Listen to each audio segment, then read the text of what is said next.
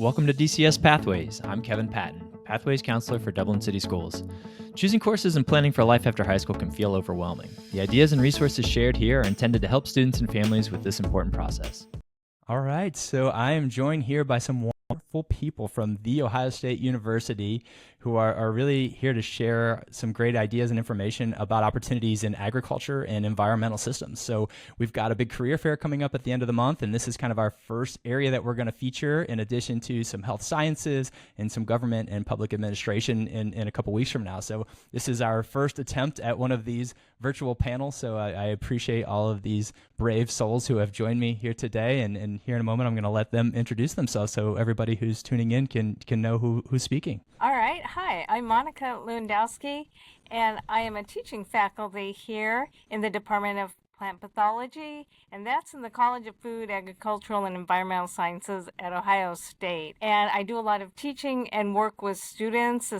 We study diseases of plants. So plants get sick too and need doctors too, and it has direct impact on our food supply, our forests, and our landscapes.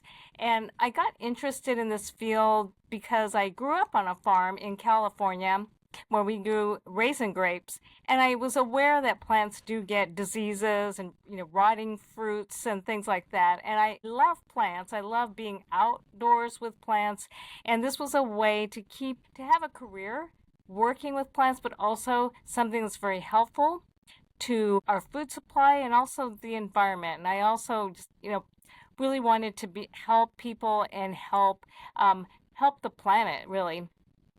My path was very circuitous. It was nothing I planned, and you end up in places you don't imagine. You do things, you try new things, and if you're open-minded, you can find many things, many exciting things, and always emerging things are popping up. So I encourage you to have an open mind when you're doing your career search and educational path. And if things don't work out in one path, it's okay. Just find another path. There's a lot of things you can do. So one thing that's a cool job in our field that I didn't know about in high school was a mycologist, and that is a person who studies fungi.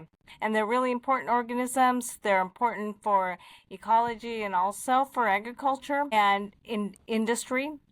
And there are people who specialize in studying mycology, and it's an important field. So with that, I'll wrap it up, and I let Jaina introduce herself. Hi everyone. So I'm Jaina, and I am a third year undergraduate, majoring in biological sciences, and I just added a plant pathology minor because during the last 2 summers I've been doing a lot of research in plant pathology, especially with nematodes and plant interactions, as well as fungi and plant interactions. And so in high school, I picked the biology major because I was fascinated by ecology and conservation. And because of taking AP Environmental Science class, that really further entrenched my interest into going into conservation and the environmental science field.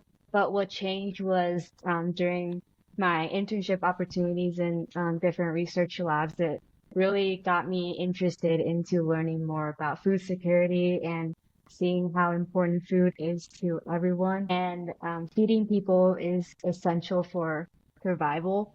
And agriculture is really important because it is a vital food source for a lot of people on Earth. And so that's what really got me in picking up the field of agriculture and want to further advance in that field. And something that I did not know about my biology major in terms of jobs is that you can actually study law and business with that major, or you can be a plant breeder or food scientist. So there's a lot of opportunities out there. I guess I'm next. Hi, everybody. My name is Brian Rowe.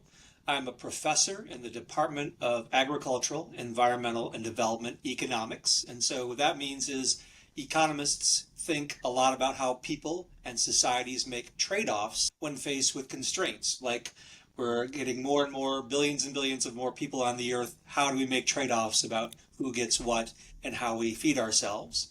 And we focus on topics such as agriculture, which provides food and fiber for all of us, the environment, because obviously the decisions we make and our agricultural decisions spill over to the effects on the environment, and then development, because so many societies, how well they develop, thinking about countries around the globe, really matters their decisions they make about agriculture and how strong the environment is in their locality. I do teaching, I do research on a number of different topics here, and I kind of got into this originally because I grew up on a dairy farm in Wisconsin, and then also had a chance to work at the Food and Drug Administration out of graduate school in Washington, D.C., and that kind of led me into this area. And some of the cool things going on in our field, some of the jobs that our students take include something such as commodity trading, where people will buy and sell anything from energy items to food commodities to precious metals. We have folks who work as food merchandisers and marketers, trying to understand what makes people want different types of food and how to price those and market those to make those of interest to different people. To people working on logistics all along the food supply chain, trying to figure out how you get something from the farm to a processing facility to a distribution center to the middle of your dinner plate. With that, I'll send it over to Erin. Take it away, Erin. My name is Erin Baer, and I am the undergraduate recruitment and student engagement specialist in the School of Environment and Natural Resources at Ohio State. My path to my current role has been a winding one. I don't think I would have imagined myself ending up here, but I originally grew up in North Carolina, and I remember when I was in high school in my AP language arts class, we were tasked with writing a paper on climate change and then writing about a solution to climate change. And for myself, I was really interested in policy initiatives to address climate change. So when I was a junior in high school and starting my explorations process and deciding kind of where I wanted to go for the next steps in my academic career, I actually toured Ohio State and in the School of Environment and Natural Resources and landed on one of the majors that we have here called Environmental Policy and Decision Making. So that's kind of where I ended up. I moved to Ohio after high school, came to Ohio State for 4 years. And then after I graduated with my Bachelor of Science in Environment and Natural Resources, I worked for the National Park Service for a couple of years.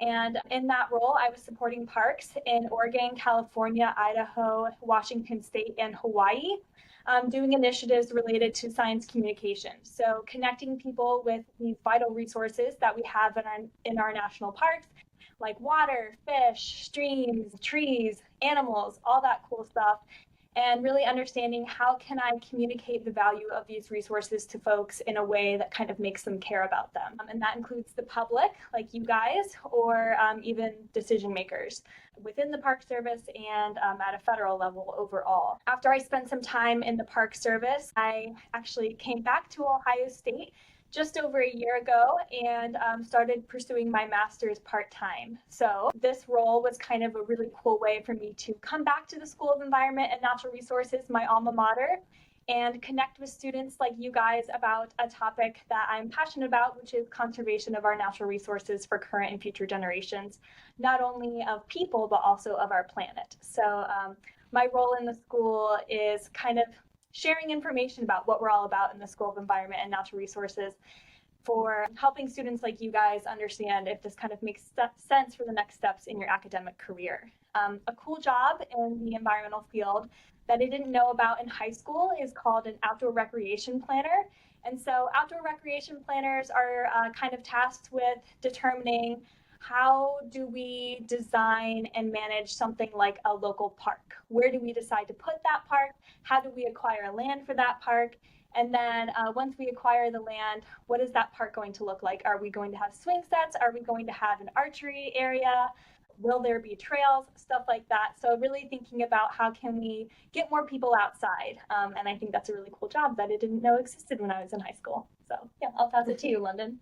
Hi guys, my name is London Michael and I'm in my second year at Ohio State and I'm an environmental science major with a history minor, and I actually grew up in one of the Columbus suburbs in Powell, so I never fully considered Ohio State just because it was really close to me and I kind of wanted to branch out. But I actually ended up doing a internship in my senior year of high school at a civil and environmental consulting agency here in the Columbus area. And a lot of the consultants there and scientists there went to OSU and got their degree from the School of Environment and Natural Resources. So they kind of pushed me to look at Ohio State and see what was out there. So when I ended up touring Ohio State, I did fall in love with it and with the school. So I ended up pursuing environmental science. I was not planning on it at first. I thought I was going to go into cancer research, but I realized that being in a lab full time is a little bit lonely to me. I'm very outgoing and kind of need people around. And I also have always enjoyed being out in nature, and I've grown up skiing and kayaking and hiking. So I always knew that I wanted to do something with nature. I just didn't know that I could put it as an actual job. And recently, one of the classes I'm taking is an environmental history class. And so I never knew that one of the jobs out there is an environmental historian, which I think is really cool. So that's kind of bridging history of the environment and business and seeing how we can learn from it and try to like avoid those mistakes in the future. I love it. I think we have such a unique spectrum of expertise on this panel, and regardless of what a student's interested in, and hopefully those listening are really just here for ideas, and that's what's going to happen. We've got all of these great representatives who can share things that hopefully were not on your radar when you initially check this out, and I'm looking forward to kind of bringing some more insight from these wonderful people. So Monica, I'm going to start with you. The first one is, I'd love to hear about maybe one or two of your favorite labs that you do with your students, and why you feel that they provide such a valuable learning experience. Sure. We study plant diseases. So one thing we like to do is just go outside and walk. It just can be right outside the classroom door, or we might go to a park or someplace wooded with a lot of trees, and we look for plant problems. Is a plant dying? Is part of the plant dying? Could it be the roots, the leaves? Are there brown spots on the leaves? And we like to look and then be like a detective and start to narrow down what are the kinds of problems. And depending on what it is or where it is, this plant could have a lot of different consequences. It could be bad for the safety of an area if it's a tree that's about to fall down. But if it's a field or crop, that could be impact on a food supply and on the farmer too. And if it's a forest, if there are trees that are dying, maybe there's an invasive fungus or disease, then we also don't want to, we want to try to prevent that and save the forest. And we say that plants, when we have plants, abundance and healthy plants, then things are healthy and prosperous. But if we have dying plants, that's bad for our food supply and our environment, and it can be deadly. That's how important this is. And we also like to go out and look for mushrooms and identify mushrooms, things like this, and learn about the biology, not necessarily to eat them, but we're learning about the biology and the role in the environment, and then looking to see what kinds of things that we can use mushrooms for in a beneficial way, whether it's pharmaceuticals or for industrial purposes. That's amazing. And I think that anytime you can get out of the classroom and learn in a way like that, it makes it so enjoyable. And I think you pull so much from that. Out of curiosity, once a student does something like that and they find something that just really meshes with them and their interests, and they think, I really want to dig into this more than what we're doing for this particular project, what are some things they can do independently on campus to continue pursuing areas of curiosity, and maybe even a specific example or two of students that have done that from your classrooms? Yes, we've got a lot of students interested in research, and there's so many emerging plant disease problems, plant health problems that really need help and need people to look into. And so, for example, I have the mushroom example here, but we do have students and labs looking for beneficial compounds from mushrooms, and it's hard to do. It's hard to first, you have to grow the mushrooms, and that can be a whole project in itself, and then find ways to identify the beneficial compounds and then go ahead and testing it. That could be for pharmaceuticals or medicines or for some industrial use. So that's a really interesting area. Another area would be more on the plant disease side, where we have labs looking at and testing ways to find out what is infecting the plant or the tree. So for example, if you go up to a tree, you don't know what's wrong with it. You have to look and maybe look into the tree, take samples of the leaves or even the trunk or the roots. But we've got some technology that uses near infrared. That's actually a handheld device. You can point at the tree, and then even before a tree is showing any symptoms, it can give you a spectrum based on some of the compounds that are produced when a tree gets infected with, say, a fungus. And then through a lot of research and testing, develop programs where you can see this tree may have this disease using this handheld tool. Fast and quick and out in the field. You don't have to take samples and bring them back to the lab and do all that testing. That can allow you to detect diseases, infections, even before you see anything visible. So that's a new technology. We're trying that on a lot of new diseases and emerging diseases. And it's especially helpful whether it's in an agricultural setting or in a forest where it's hard to get to. But with a handheld tool, you can go in and do a lot of sampling and determine what's going on in the forest and what trees may have a disease and how it's spreading. It's very cool. I love that they are obviously getting an opportunity to use the most advanced technology and to be able to do so many amazing things in the field while they're just diagnosing things that probably in the past took weeks or lab results to identify. And now you can figure things out before it even starts, which is crucial in the treatment process, I'm sure. So that's amazing. I love hearing that those things are happening, and I'm not surprised either. That's very cool. Jaina, I want to move on to a couple questions for you. And one thing I didn't mention for anyone listening, there is a chat feature in here. And if you have any questions for anybody specifically, or that's just general about this particular field of interest, feel free to enter those questions in and we'll try to address them at the end. But Jaina, something we didn't get to mention in your introduction is that you are a Dublin City Schools graduate. You are from Kaufman High School. We're thrilled to have you on here. And I love that our students here now get to see somebody who is in their classrooms that's doing some amazing things at Ohio State, where so many of our students end up. So glad that you're here. And the first question I have for you is, now that you're in year 3, I'm curious how much of your future plans changed from when you started at OSU to where you are right now? I feel like it has not really changed drastically because when I come to this university, I want to study more on like ecology conservation, like doing more of like protecting the planet and finding ways to promote sustainability. But I feel like me going into agriculture, I'm still doing ecology and conservation work. It's just on a different aspect where I'm not only feeding people, but I'm also making sure that the plant is not harmed because of some agriculture techniques that some people do, and also considering what is like the most affordable way you can maintain the food supply without causing environmental burden. So yeah, so I feel like not a lot of change. It's just within the field of conservation ecology, I made some switches. No, that makes sense. And I'm sure as you do each independent research project, you learn so much more about different opportunities. So I'm curious, where are you now with, this year and next to complete 4 years? Are you continuing an education after that in a graduate program, or are you considering going to industry for a little bit, maybe before something like that? Where do you see yourself maybe going in the next couple of years?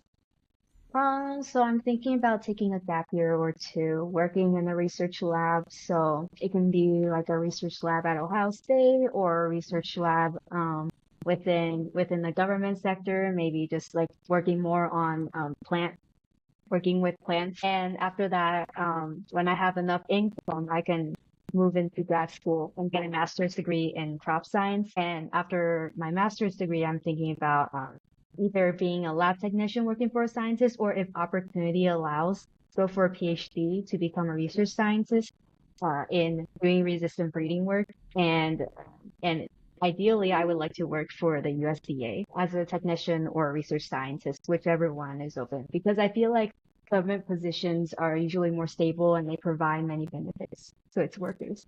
So That's yeah, that's my plan. I love that. I think it's a very well thought out plan. And I think there's so much value before starting graduate school to go out and get some real world experience. So I think it's neat that you're considering a gap year or two where you'll be in research labs. You'll be working with amazing people who are coming up with, these breakthrough things that they're investigating through their research. And I think then when you go to grad school, you'll have so much more value to add in those conversations and such a better direction for what you might want to do. So I think that's amazing. The last thing I want to ask you, has there been a particular experience or resources that you've taken advantage of on campus that you think have really been helpful with you planning for the future that you just described? Yeah, absolutely. So like internships, I would emphasize not enough. Internships is like the most important thing because they give me a lot of insights on what it's like working as an employee, doing research, like having your own research project, learning some lab techniques, and then using what you learn to make a masterpiece from your research. And the internships really tell a lot about how the real world works. And it can also expand your worldview on many things and see a lot of realistic sides. Like, of course, you can have dreams, but if you work in an internship, you will see how realistic your job is compared to what you expect your job is. And sometimes the expectations might not match, and sometimes they do. So there's like a lot of complexity that you can see while doing these internships. Like, for example, I participated in the USDA Wallace Carver Fellowship and the summer internship at World Vegetable Center in Taiwan for the last 2 summers.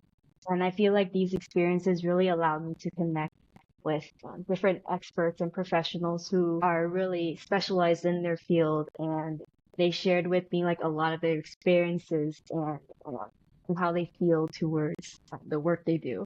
So I feel like internships are really like a significant thing that helps me plan out the rest of my life.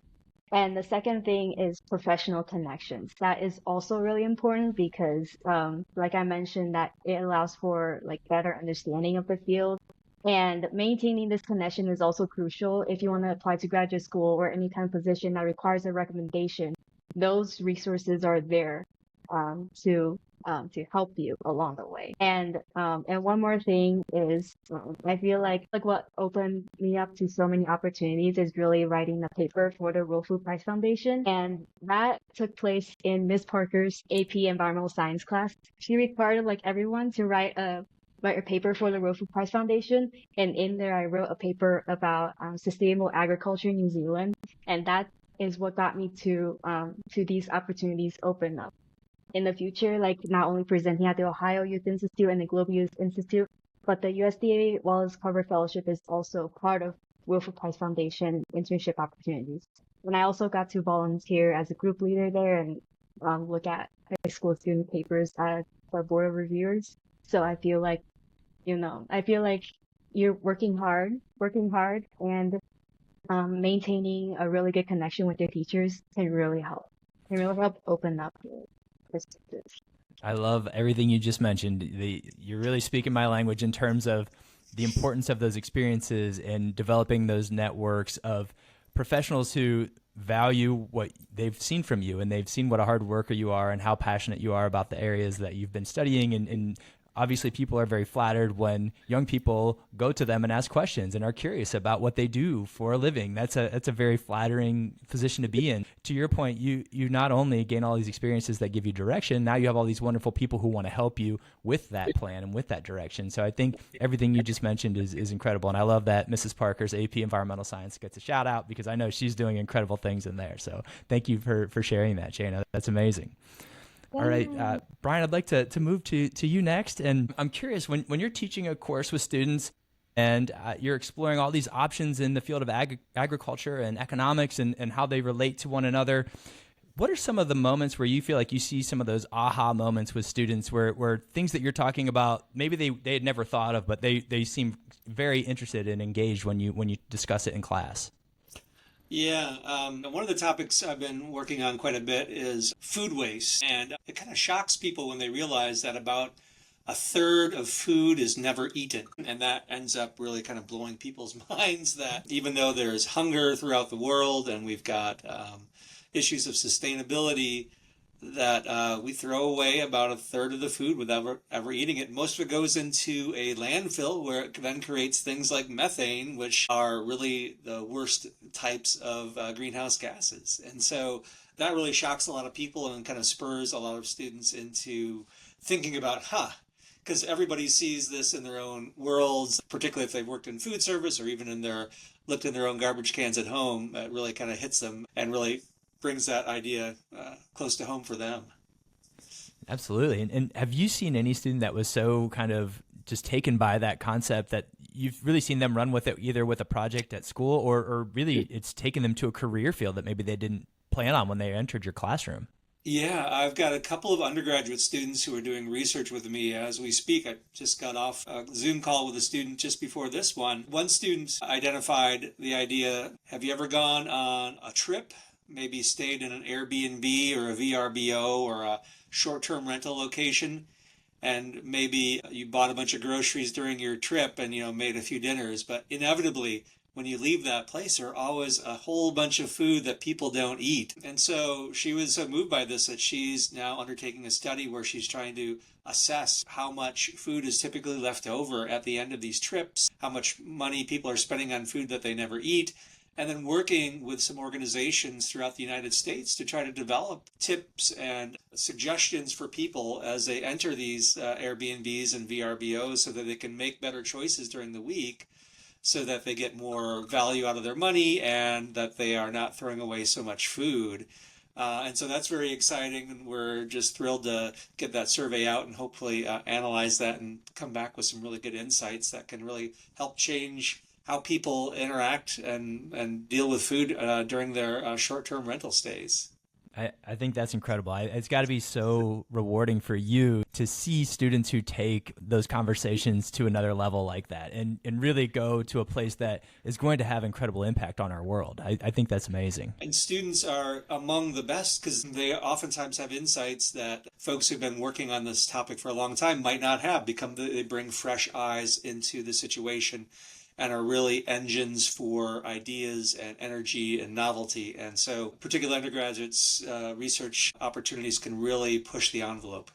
Absolutely. And I think what you just described really is a good segue into the next question I wanted to ask you about is, as a professor, I know you get to do a lot of research, which is awesome. Yeah. OSU is known as being a tremendous research university.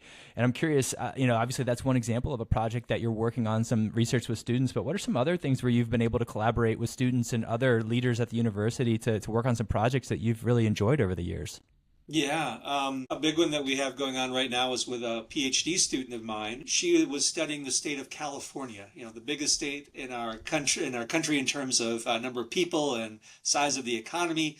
And they've taken some actions to deal with climate change.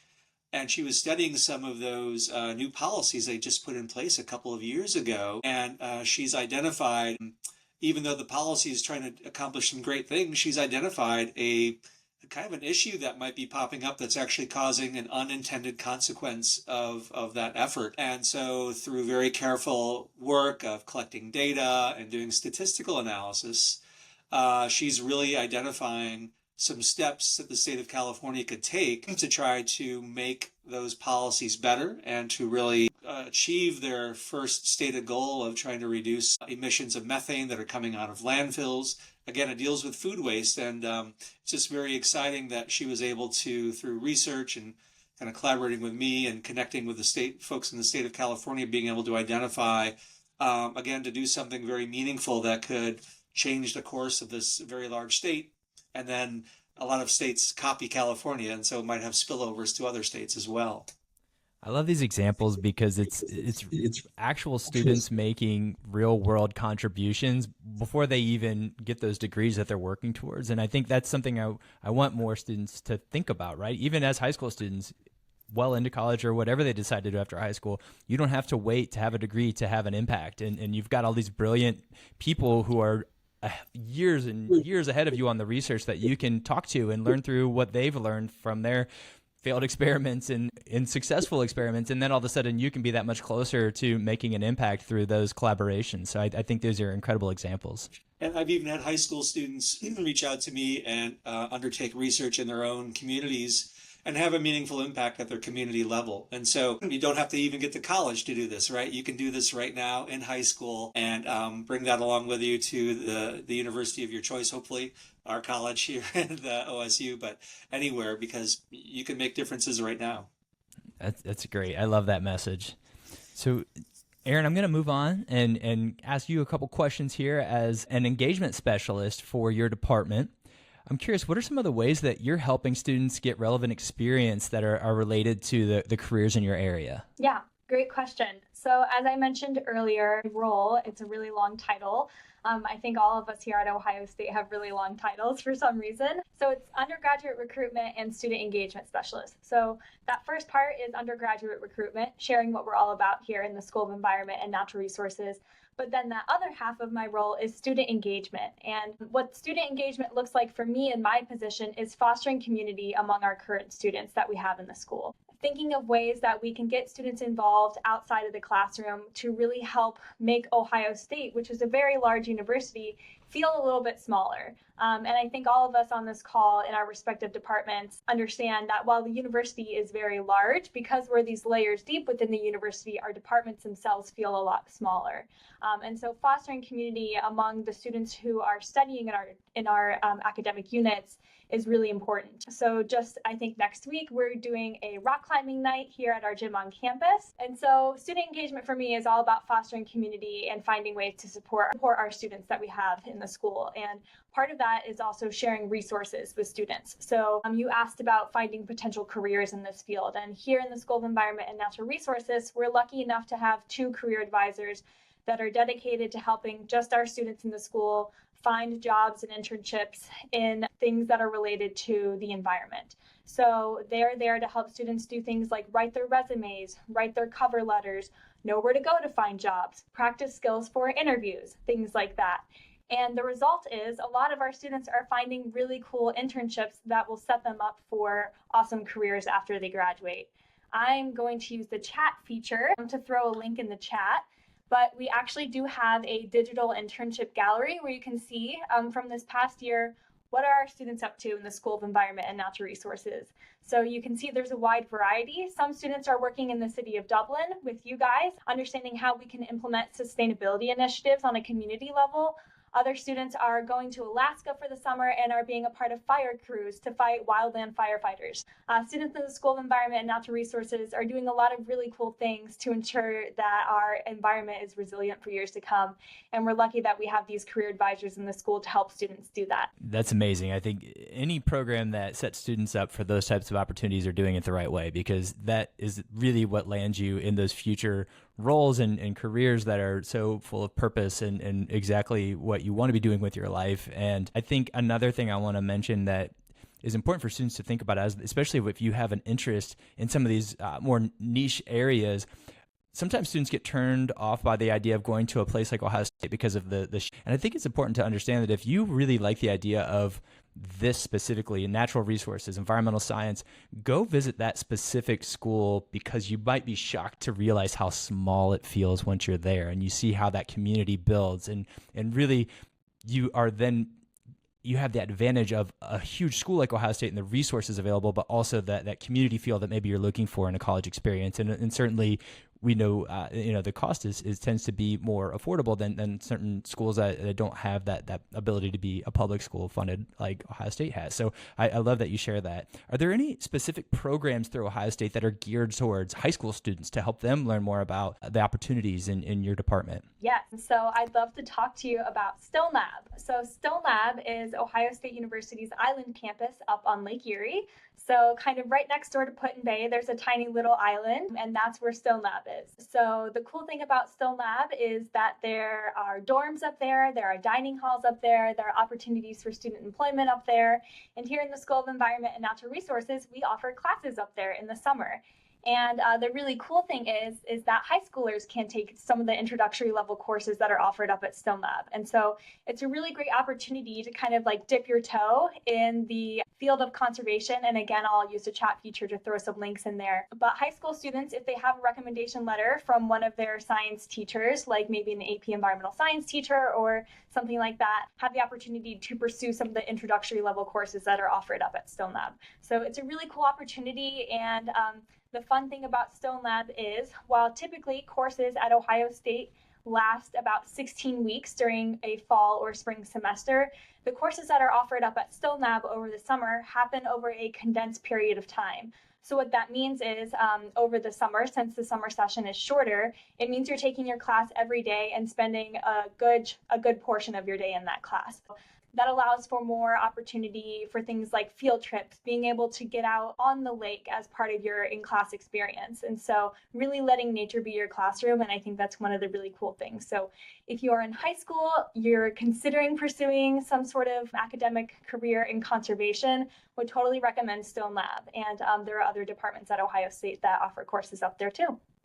Very cool. I think sometimes students forget that, especially those who are interested in some of those more coastal type sciences and maybe marine biology or something along those lines. They forget that we have these Great Lakes just north of us that a lot of our great schools in Ohio have access to through these types of programs. So I love that you bring up the Stone Lab opportunity, because I do think if you're not quite ready to take that leap and go 10 hours away, 12 hours away, or much further if you're going to the West Coast, this is really neat to know that you can have a lot of great access to that sort of learning right here in Ohio by learning next to the lake. So I think that's amazing. Very cool. So London, I'm going to have you round things out for us here as another student who is on the panel. I'm so thrilled to have you here because you were just in the shoes of our students a couple years ago. And I think it's great that you're local also from Olentangy, which obviously we are very familiar with from sports and all the great things that we do and to collaborate with those people and those great communities. So I would love to learn about some of your experiences in high school that motivated you to select environmental science as a major. Yes, so I have a few. I'm very indecisive, and I always was. So growing up, I never really knew what I wanted to do. I always knew that I liked helping people, and I really liked the science field. And I knew that I could not have like a 9-to-5 desk job. Anyone who knows me knows I would just get bored and too antsy. So with all of those facts, I always was like, I don't really know what there is out there. So as I spoke about earlier, I did an internship at an environmental consulting firm senior year of high school in the fall, right before I was applying to colleges. And originally I thought I wanted to possibly go into cancer research. So I spent a day in a lab and I just realized that it's a little bit too quiet and more like individual work, which isn't really for me. I really like working on a group and with teams. So then I looked at this environmental consulting agency where they had different environmental engineers, environmental scientists, and consultants. And I found that I enjoyed the environmental science aspect the most, just because I've always enjoyed being out in nature, and the field work that they get to do is so interesting and spans so many different areas. So at that point, I kind of started realizing that I might want to do something in environmental science. So I started looking at schools in that area. And then another thing that I was really interested in is research.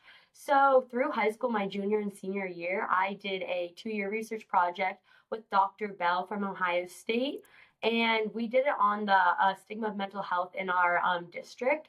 And so going through that, I realized that I really enjoyed the research process, just probably less in the social sciences. So one thing really great about environmental science, it's a lot more natural science, a little bit more science and a little bit more math and technical, which I enjoyed more just because that's always where I've been a little bit more interested in school. But the great thing about the environmental field is that you have things ranging from social sciences, so more of like your econ, like Brian was talking about earlier, and then you also have your more technical, like plant pathology or environmental science, things like that. So kind of just exploring what I enjoyed in school and what subjects I like kind of helped me found environmental science. And then I also took AP Environmental Science, but of course not at Dublin. But that also really kind of pointed me in the direction of just different jobs in the environmental field that might suit me. I think that's amazing. And obviously many of our students are having a hard time choosing something when they're 17, 18 years old. And even if all of the experiences that you provided for yourself and that you went out and took advantage of, maybe they wouldn't have given you the direction you were hoping for. It's really valuable to rule things out too. So I'm so thankful that you had the opportunity to rule some things out, but even more that you found some things that really struck a chord with you, because it's so refreshing when you might not know exactly what you want to do, but you found something that really drew you in and that you were curious about. And that's what we're trying to help our students with, is just getting out. Certainly try to find those things from classes that you're in. We have amazing opportunities in the classrooms here. Our teachers are phenomenal. There's so many ways to explore, but really getting out. And to your point, you went to these actual work places and saw the jobs and saw how collaborative they were, or saw how isolated they were, and just recognized the aspects of science that really fired you up in that setting. And of course, that made it easier to make some of those really big decisions later on, which even once you make them at that point, you can change your mind. You can do things that are different than what you thought you'd be doing. But I love that you found that before you left high school and that you had those opportunities in Olentangy. And certainly we want our students to go out and seek those same types of learning opportunities that will give them experience to pull from when they're making these big life choices. The last thing I want to ask you before we kind of wrap things up and give everybody an opportunity maybe to share anything that I didn't cover that you were hoping to talk about. But London, I'm curious, do you have any advice, since you're in year 2, so you're really not that far removed from high school? Are there things that you would like to share with the students that are kind of going through those high school years right now that either you did and were really helpful, or things that you wish you had done that really would have been nice if someone had said to you back then? Yeah. Oh my gosh, I feel like I have a ton. So like I said before, I was like really indecisive. So going into the whole college process just really overwhelmed me. So what I would always say to students is, don't like single yourself out from anything, like any possibilities. Because I've known a lot of people who will go in with like a one-track mindset, and they're like, I want to do this job, I'm going to do this major. And they get to school and they're like, this is not what I want to do, and I have no backup plans. So I always say go in with an open mind. Like, I definitely knew I wanted to do something in the environmental field, and I was leaning towards environmental science, but I didn't know if it would lead me a different path. So that's the first thing I would say, is always leave with an open mind, just to, you never know what the possibilities are. And then also definitely tour the schools. I have a lot of friends who did not tour schools or did not tour the department they were thinking about within the school. I would definitely utilize those resources, just because you get an opportunity a lot of the times to talk to different professors or different students in your major or in like the school and the like kind of field that you're looking at. So I'd always say do that, because you can imagine what something is like, but until you're actually in the environment, it's really hard to really see yourself in it. And then once you get to college, I also always say, make sure like you try to do everything that's presented to you. Do things you don't think align with your major. If you're interested in a club that doesn't relate to your major, do it. I joined a consulting club for nonprofit organizations my freshman year, and I don't personally want to go into business, but I love learning kind of the business side without having a business major, which is really nice. And I've had friends who have joined different clubs. Like, I know somebody who joined the Formula One team here just because they're interested in finances. And so that's like a cool avenue of where you can kind of like signal what you might be interested in without it being in your classes. So I'd always say, keep your mind open on the opportunities that present themselves, and like try new things too, because you never know. You might find a major or just like an area of study that you never knew existed that could be really interesting to you. Love that advice. There's a lot there that I think students will gain from just, taking that to heart. And I love what you said about visiting the schools and keeping that open mind. And I think too many of our students are just like dying to get out of Ohio for some reason. And it's a lot harder to visit schools when you do that. And I think sometimes, to your point, you didn't think you wanted to end up at a school so close to home, but then you visited and you fell in love with it and realized what a great opportunity it was. And sometimes in that first year, it's kind of nice to know a few other people there, because guess what? You're going to run into a million new ones anyway. And I just think Ohio is loaded with incredible schools. So once you know what programs you're interested in, if you're fortunate enough to know what you're interested in, don't rule out Ohio so quickly. I think it's important to go, because it's so much easier to visit and visit the smaller ones, visit the larger ones, visit the medium-sized ones, and see which one feels right, because you don't know theoretically if you haven't stepped foot on those campuses. So I think if you have the opportunity, if you're on vacation and you can go to some of those other schools that are on your dream list, that's great. Do that, but don't rule out the things that are in your backyard, because you might be shocked by how amazing they are when you step foot on those campuses. So I think it's really neat that you share that. But just one thing to add to that, I did the exact same thing. So I thought I might want to go to school in Chicago, because Chicago's a really cool city. So I went and toured a couple schools there, and I was like, this is actually a little bit too city for me. So that's what I always say is like definitely tour it. And Ohio State, I'd only ever been here once or a couple times for a football game. Once you actually walk the campus, it's way less overwhelming than you would think. And it's also, we have so many cool opportunities. I don't think people realize just because they do say it's in Ohio, which I was guilty of at first. But if you go in with an open mind, I feel like all of my friends who have gone to a school in Ohio have absolutely loved it. And it's definitely, you feel a lot further away from home when you're here than you would think you would. I think that's amazing. Well, I think that's a great place to start to tie things together. One thing I am curious, I know we've had such an amazing representation here from your department, and there's a lot of things to be gained from anyone who listens to this. Are there any areas within the College of Foods, Agriculture, and Environmental Sciences that we didn't touch on that you think somebody might want to consider? I got a chance to tour with Mrs. Parker's class last year and learned about turf management and some of the food science things that are available. So, if you're in AP Environmental Science, you're lucky because you're going to get to do that and see that firsthand, hopefully, if you're at Kaufman. But if not, what are some things that maybe we haven't talked about that you think students might be interested in? Yes. Do you mind if I give a shameless plug really quick? Brian, this will be for you too. So in a couple weeks on September 23rd, so one thing I think, if we didn't make it clear, so all of us are working for these different academic units, but we're all within the College of Food, Agricultural, and Environmental Sciences here at Ohio State. And so we're all kind of part of the same team in the same college. And on September 23rd, the college is hosting an event called Seeds to Success, where it's a day-long college exploration day. So you will have the opportunity to visit with all of the academic units, including the ones that are represented here, like Agricultural, Environment, and Development Economics, or Plant Pathology, the School of Environment and Natural Resources. But then this also includes, visiting other departments like horticulture and crop science or entomology. So it's a day-long event. If you're interested in kind of studying these themes, I would recommend checking this out and maybe signing up. I will throw that link in the chat too. I'm coming in hot with all the links today, so watch out. I'll be sure to share all those links after this too for just the teachers who I know have access to students who would love to know about this information. And I'll call out some departments that Erin didn't talk about, which are food science and technology is a fabulous department where students oftentimes find a home. Agricultural communications, education, and leadership for people who are very interested in communications and educational opportunities in the ag and food and environmental space.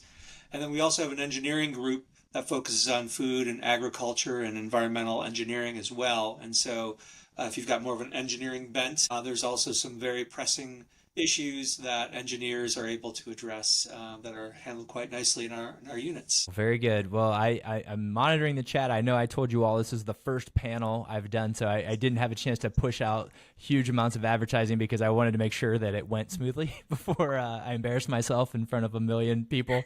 So Can I add one thing as well? Just that I know sometimes it's tough to get into the Columbus campus, but we have a lot of students who have really excellent experiences at one of the regional campuses and then transfer to Columbus as well. And so Newark, Marion, Lima, ATI, and Worcester, these are all great starting points. And we've gotten a lot better at being able to transition students from one campus to another as they start their careers in some of these other campuses and then move here to Columbus. So just a shout out to so many of the great students I see in my classes who started elsewhere other than Columbus. I love that you share that, Brian. There's a lot of reasons why students may benefit from that. And obviously we know how difficult it is to get in as a first-year student these days, but others do it for financial reasons. Others do it because they are more interested in having smaller class sizes in those early general education courses. They just want a smaller campus as they transition to that college lifestyle. So if just like I was talking earlier about visiting those college campuses, if your lifelong dream is to be a Buckeye, but you're not quite sure you have maybe the numbers to get in, or you want to explore some of these other great campuses that are available through Ohio State, I would highly recommend checking out Newark or Marion or Lima or the one in Worcester if they have the programs that you're interested in, because to your point, Brian, the quality of the education is phenomenal, and the ability to transfer has become very seamless for those students, and it's the same degree. Even if you go all 4 years, you could finish out a degree at some of those campuses now. So I love that you bring that up. So Well, I'm proud of us. We kept this under an hour. I am so grateful for all of you spending this time with me, and now that we have this great resource to share with our students and families, and I can't wait. I know some of you will be joining us for our career fair later this month, and for those of you that can't be there, I'm so grateful that we have this conversation recorded for anybody to learn so much about the opportunities that are in the school that you're all representing within Ohio State. Can't thank you enough for being here, and I'm very much looking forward to getting this information onto all of our communication platforms to share with our students and families. Thanks for listening. Please do not hesitate to reach out with any questions about the many resources we have in Dublin City Schools related to exploring post-secondary options. My email address is patton_kevin@dublinschools.net. I also want to give special thanks to student intern Cam Williams from the DCS Media Marketing Academy. Cam designed the cover art for the show and will be sharing regular updates via social media. Be sure to follow Cam's posts at DCS Pathways Pod on Instagram and TikTok. Hope to see you next week.